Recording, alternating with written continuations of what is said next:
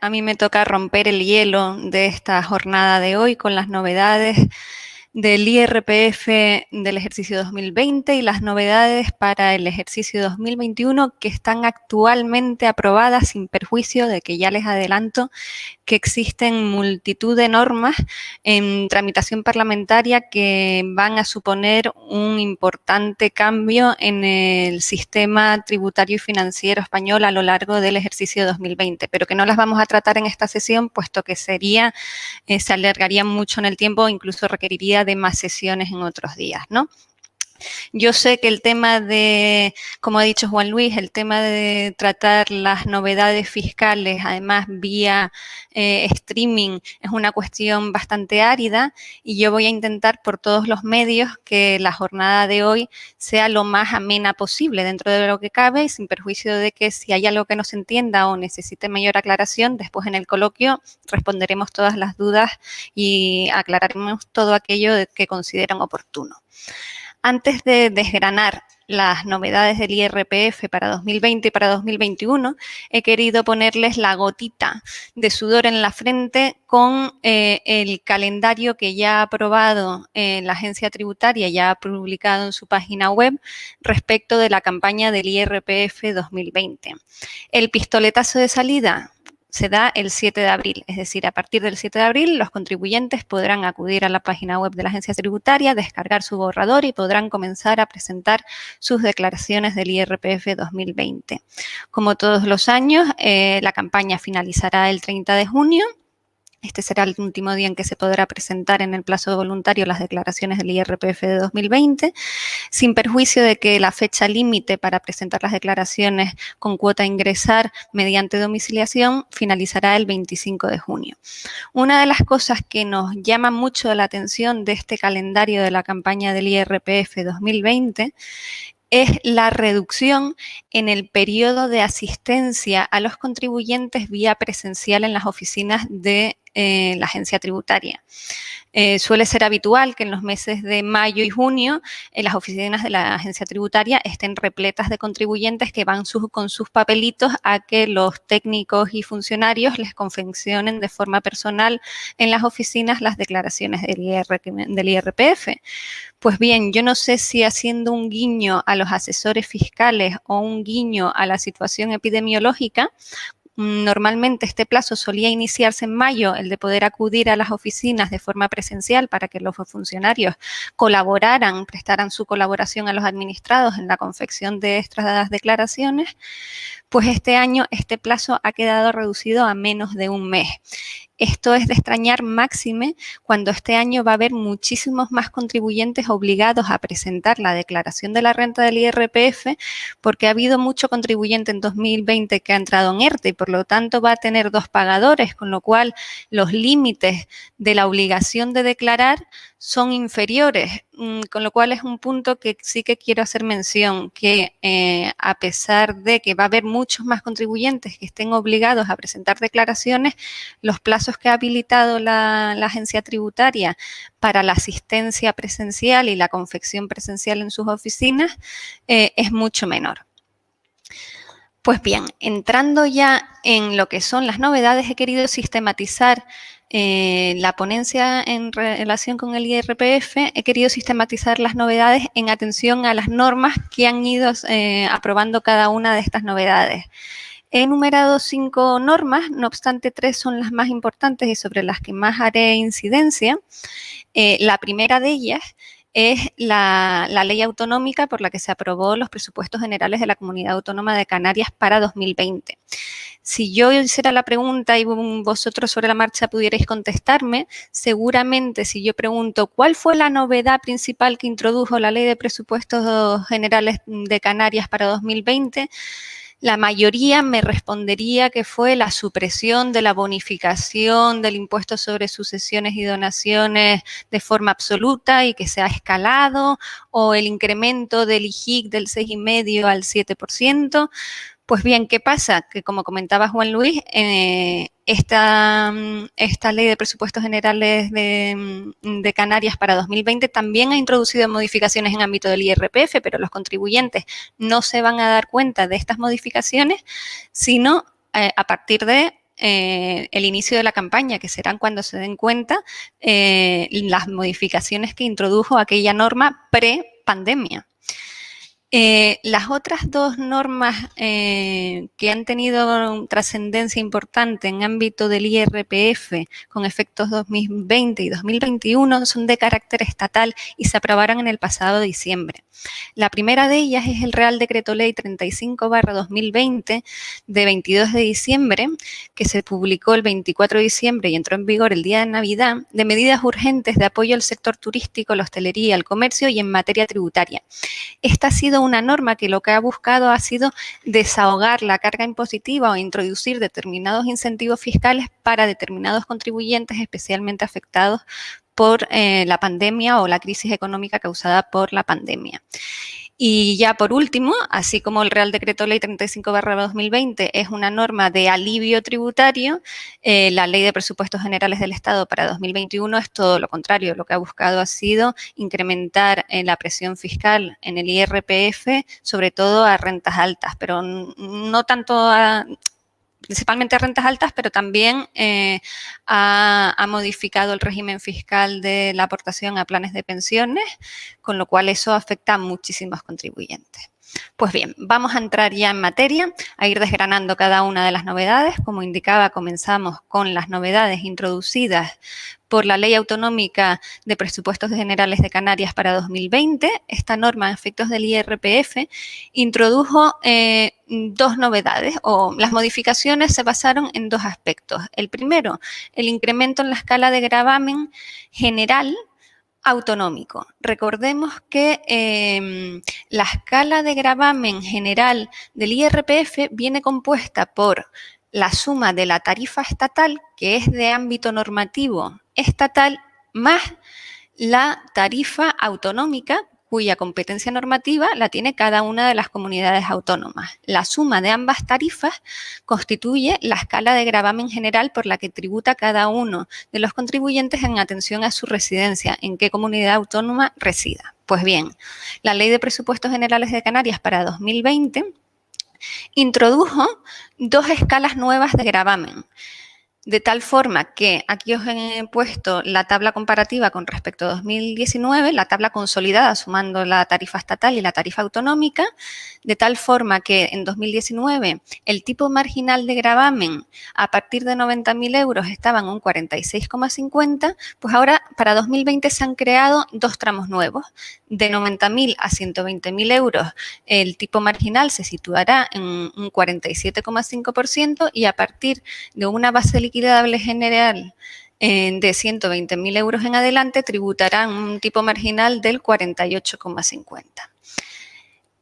El segundo bloque de modificaciones que introdujo la Ley de Presupuestos Generales de Canarias para 2020 en el ámbito del IRPF consistió en la modificación de las deducciones autonómicas, de determinadas deducciones autonómicas. La primera modificación fue la limitación de los gastos, de la deducción de los gastos por enfermedad. Como saben, hace un par de años se introdujo una deducción autonómica que consistía en una deducción del 10% sobre los gastos médicos en los que incurriera el contribuyente, así como gastos en adquisición de aparatos que suplieran deficiencias físicas de los contribuyentes.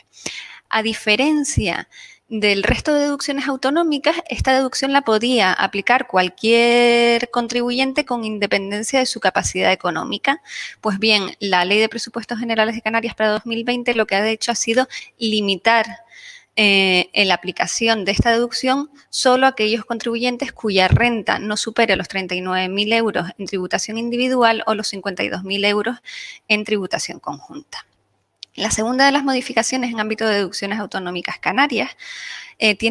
guarda relación con la deducción por donativos a entidades sin ánimo de lucro. Esta es una deducción compatible con la deducción estatal por donativos y hasta 2019 esta deducción consistía en una deducción del 37,5%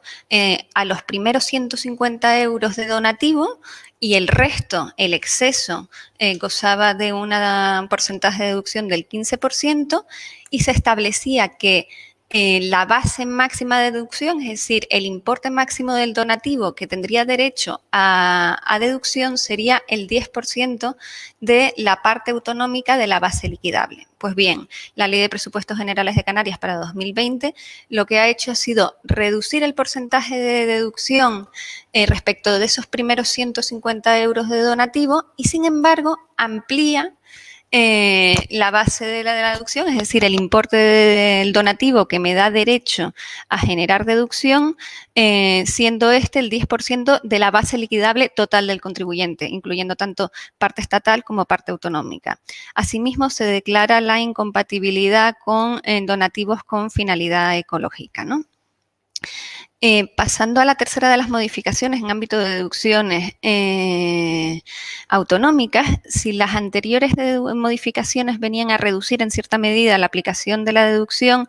la tercera lo que ha hecho ha sido ampliar la deducción por gastos de estudio. Esta es una deducción que lo que busca es compensar a los padres los gastos en los que incurren en material escolar, en transporte, en uniformes, en comedor escolar, etcétera,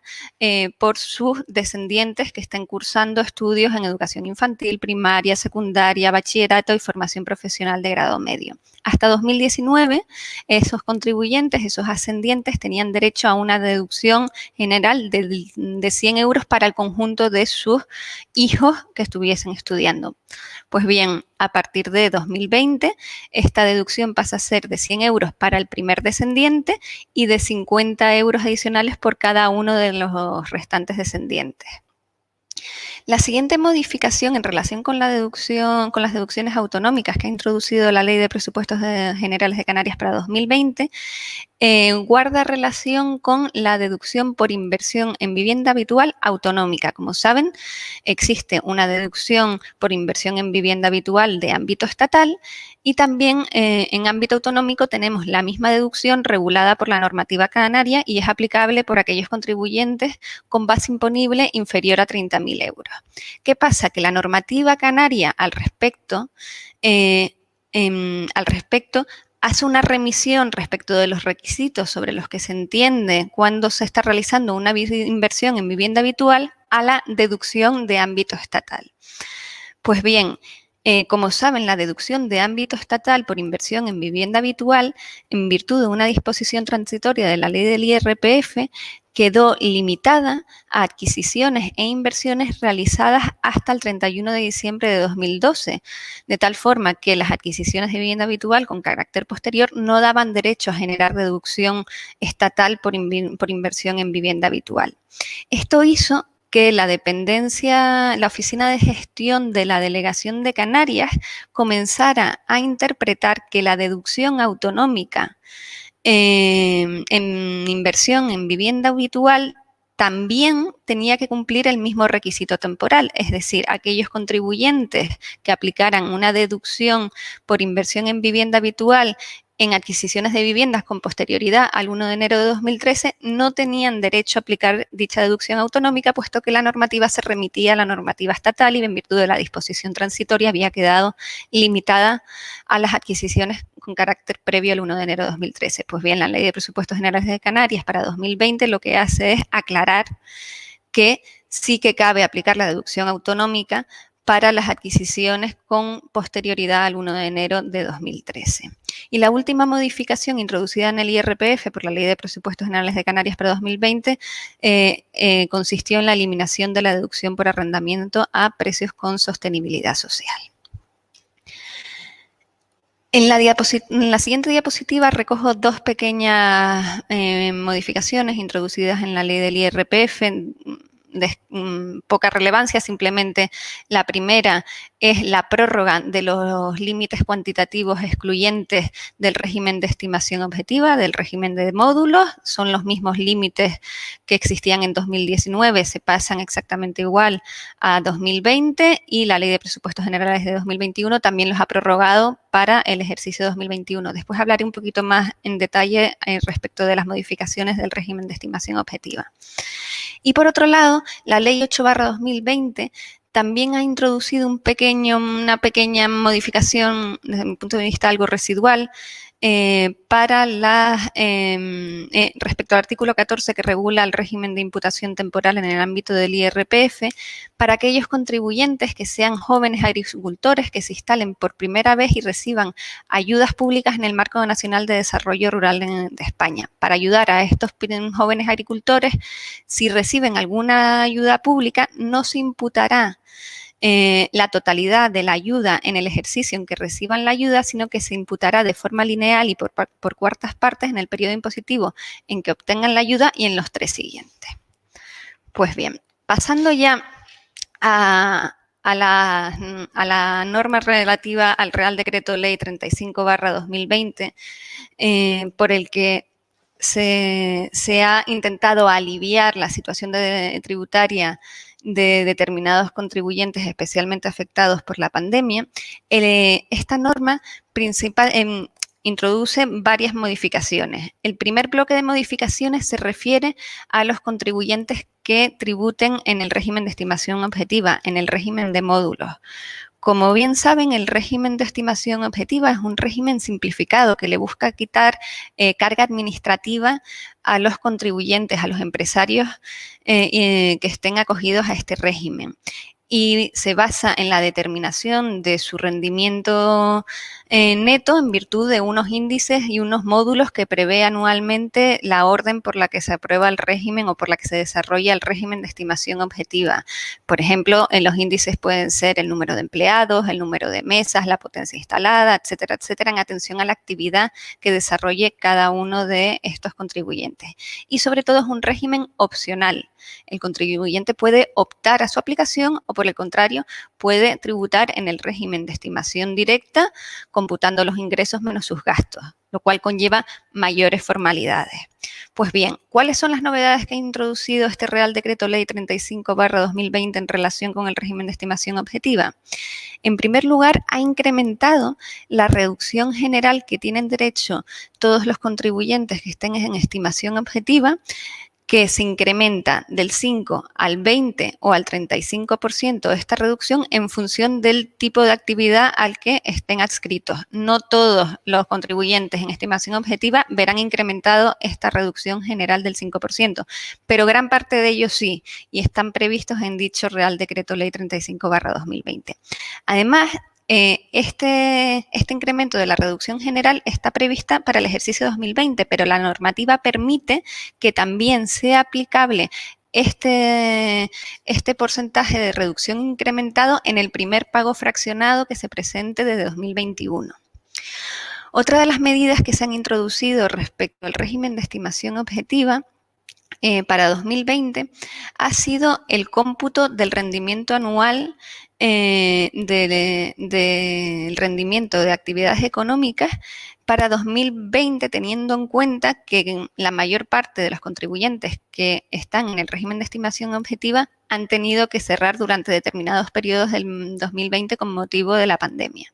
Pues bien, aclara la norma que a efectos del cómputo de este rendimiento anual no se computará en ningún caso como periodo en el que se hubiese ejercido la actividad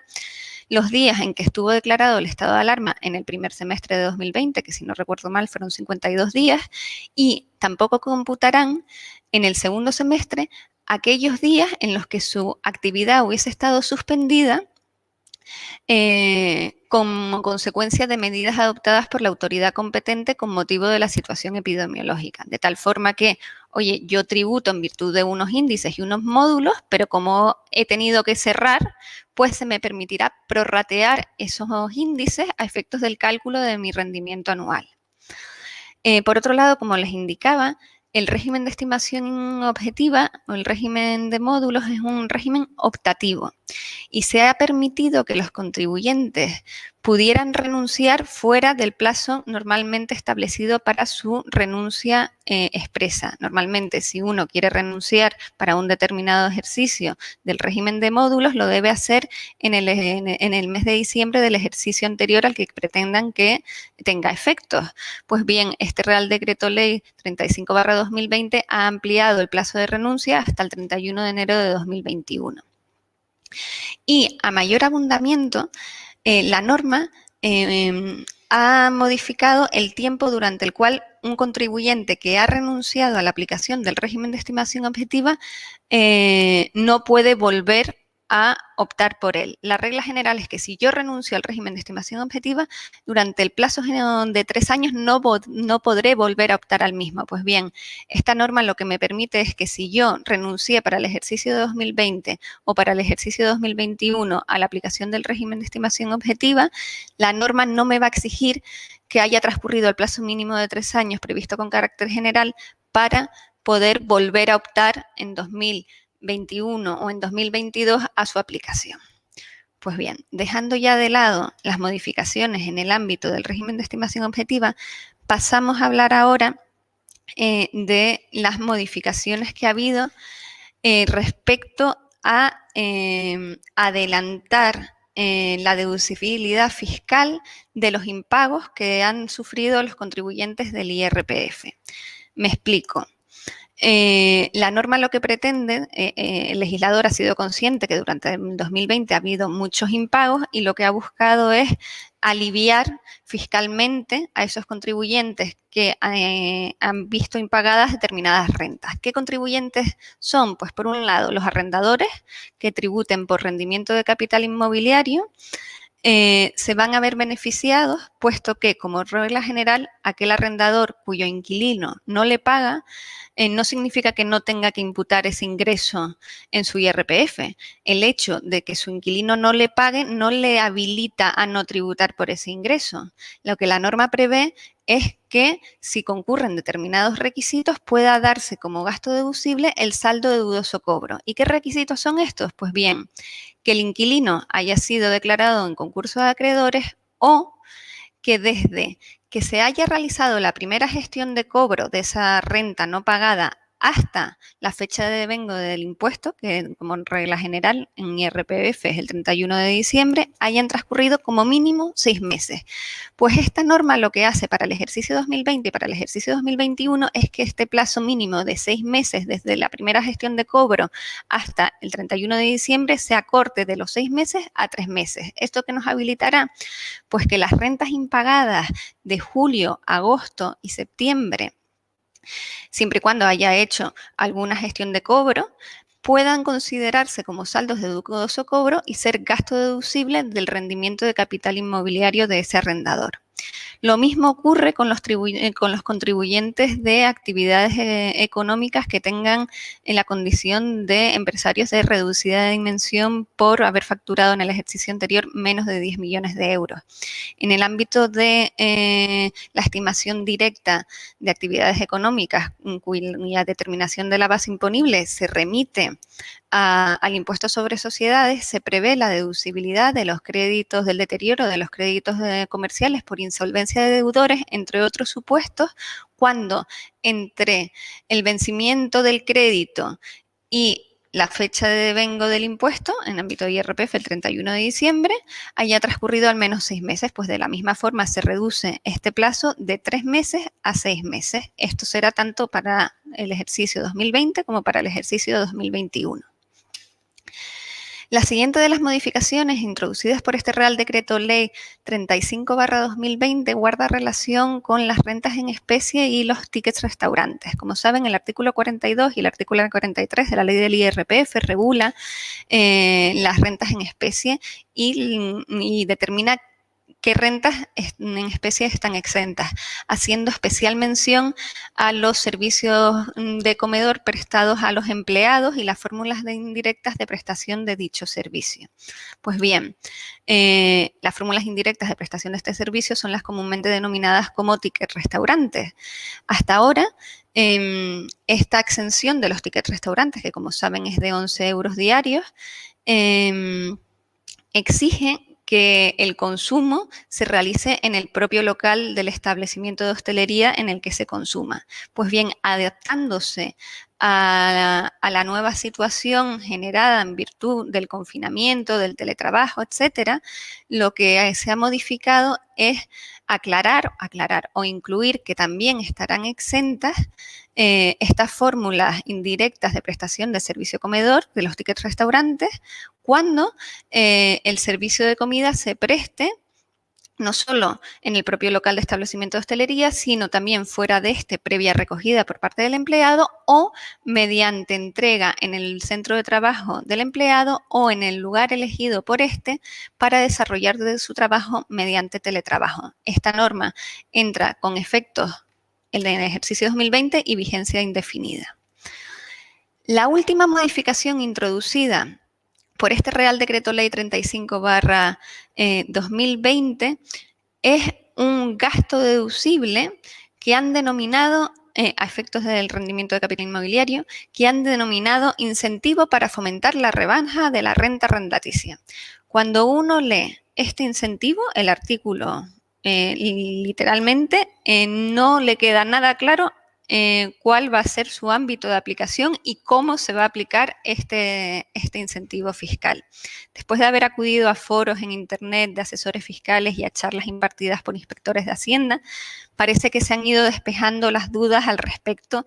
de cómo consiste y en cómo se va a aplicar este incentivo fiscal. Primero, ¿cuál es el ámbito subjetivo de este incentivo fiscal? Es un incentivo fiscal que se va a aplicar a arrendadores, personas físicas que no tengan condición de empresarios, que no sean entidades públicas y no tengan la calificación de grandes tenedores, entendidos como arrendadores que tienen más de 10 inmuebles urbanos o más de arrendados o más de 1.500 metros de superficie urbana arrendada y que hayan suscrito contratos de arrendamiento para uso distinto de vivienda, contratos de locales, con arrendatarios que destinen dichos inmuebles a las actividades económicas recogidas en el citado Real Decreto Ley 35/2020, que son básicamente actividades de ocio, comercio, restauración, hospedaje, agencias de viajes, servicios recreativos como discotecas, casinos, bingos, salones de peluquería y servicios fotográficos. Pues bien, este es el ámbito subjetivo. Necesitamos una persona física que arriende un local a uno y el inquilino destina el inmueble a alguna de estas actividades y que el arrendador no sea un gran tenedor. ¿Cuál es el ámbito objetivo de este incentivo fiscal? El ámbito objetivo es que este arrendador de forma voluntaria haya pactado con su arrendatario una rebaja arrendaticia a partir del 14 de marzo de 2020, a partir de la declaración del estado de alarma, que tenga efectos en enero, febrero, marzo de 2021. Pues bien, en caso de que se haya pactado una rebaja arrendaticia, el legislador le premia otorgándole un gasto deducible a efectos de la determinación de su rendimiento de capital inmobiliario. Pues bien, lo mejor yo creo que es poner un ejemplo para entender cómo se aplica este incentivo. Por ejemplo, yo tengo alquilado un restaurante y pacto la renta mensual es de 1.000 euros y pacto con el dueño del restaurante que en enero de 2021 va a tener una rebaja de 200 euros. A efectos de determinar el ingreso por el arrendamiento, como yo he novado el contrato y he pactado una rebaja para enero de 2020, yo computaré 800 euros. 1.000 menos la rebaja son 800. Y adicionalmente la norma me habilitará a incluir como gasto deducible el importe de esa rebaja, con lo cual tendré 1.000 menos 200, tributaré por 600 sin perjuicio del resto de gastos deducibles que habilita la norma del IRPF respecto a los rendimientos de capital inmobiliario. No obstante, la norma aclara, ojo, si lo que tú has pactado es un diferimiento y no una rebaja arrendaticia, no te será de aplicación este gasto deducible. ¿Esto qué significa? Que si yo te rebajo en enero la renta a 200 euros, pero pacto contigo que en febrero me pagues 1.200, lo que he hecho es un diferimiento, no una verdadera rebaja arrendaticia. Por otro lado, no está previsto este gasto deducible, este incentivo fiscal, cuando el arrendatario sea una parte vinculada con el arrendador, sea un familiar, sea una sociedad vinculada, etcétera.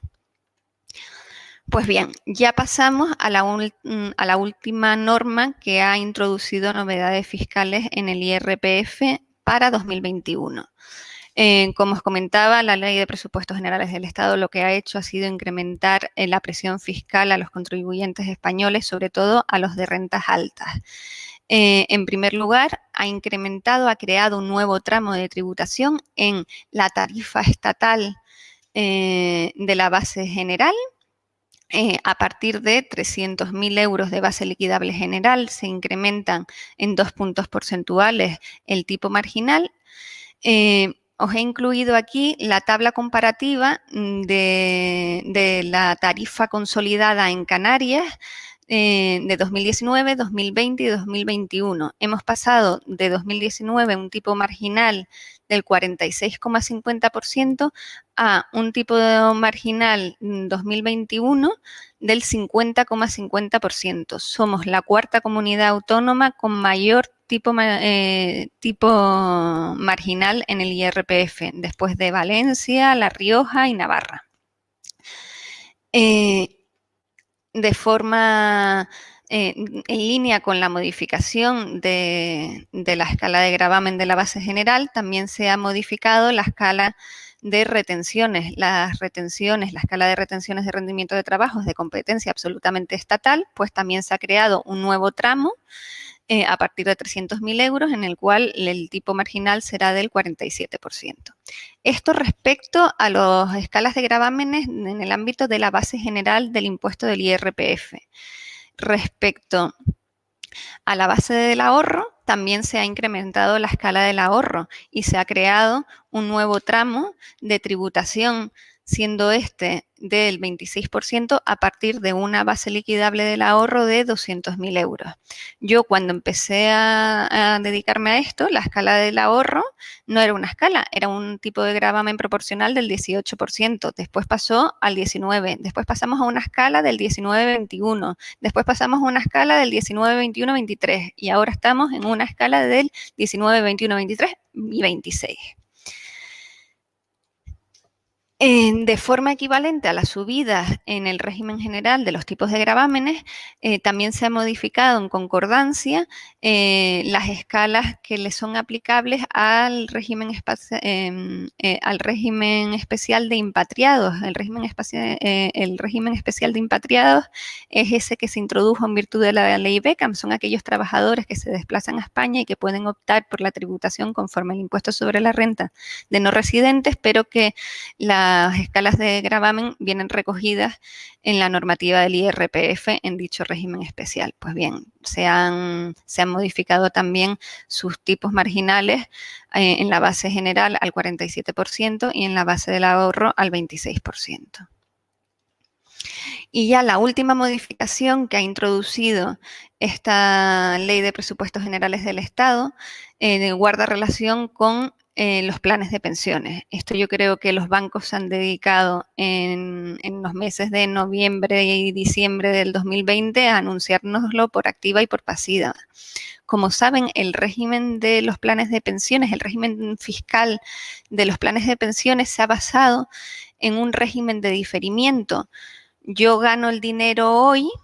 pero lo invierto en un plan de pensiones, la norma tributaria me permite deducirme lo que yo invierta en mi plan de pensiones y cuando cobre mi plan de pensiones será cuando tribute. Se basa en un régimen de diferimiento. Pues básicamente se han cargado este régimen de diferimiento. Lo que han hecho es limitar el importe máximo que tiene derecho a reducción por aportación a los planes de pensiones, de tal forma que hasta 2020 la reducción era de hasta 8.000 euros con un máximo del 30% de los rendimientos del trabajo y de actividades económicas y a partir de 2021 solo dará derecho a reducción 2.000 euros anuales de aportación a planes de pensiones individuales.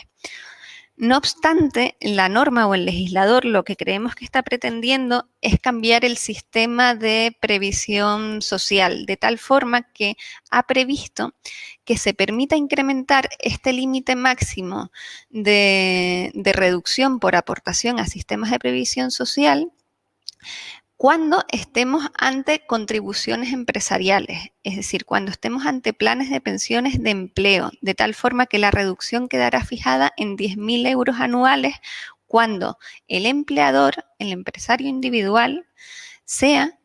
quien realice las aportaciones a planes de pensiones de empleo, siendo él el tomador y el partícipe del plan de previsión social. Esto lo que va a buscar es introducir en el sistema de empleo español retribuciones variables en las que parte de tu sueldo sea a través de aportaciones a planes de pensiones de empleo o mutualidades de previsión social, puesto que tendrán un mayor incentivo fiscal. Pues bien, esta es la última de las modificaciones introducidas en el IRPF por la Ley de Presupuestos Generales del Estado para 2021. No obstante, no quería terminar mi intervención sin mencionar que también se ha modificado por la Ley de Presupuestos Generales del Estado para 2021, en la escala de gravamen del impuesto sobre el patrimonio, dado que Canarias no tiene una escala de gravamen en el impuesto sobre el patrimonio propia, sino que nos remitimos a la normativa estatal, se ha incrementado en un punto porcentual la tarifa del impuesto para los patrimonios superiores a 10.695.000 euros. Se ha incrementado del 2,5 al 3,5 y además se declara la vigencia indefinida del impuesto sobre el patrimonio. Ya no se tendrá que ir prorrogando anualmente la vigencia de dicho impuesto, sino que se determina de forma indefinida. Pues bien, estas son las novedades hasta ahora aprobadas, sin perjuicio de que, como ya les adelantaba, están en tramitación parlamentaria determinadas normas, como son la Ley de Medidas de Prevención y Lucha contra el Fraude Fiscal y la reforma del reglamento del IRPF, que van a introducir grandes modificaciones en el sistema impositivo español y nos van a incrementar durante el 2021 la presión fiscal más si cabe.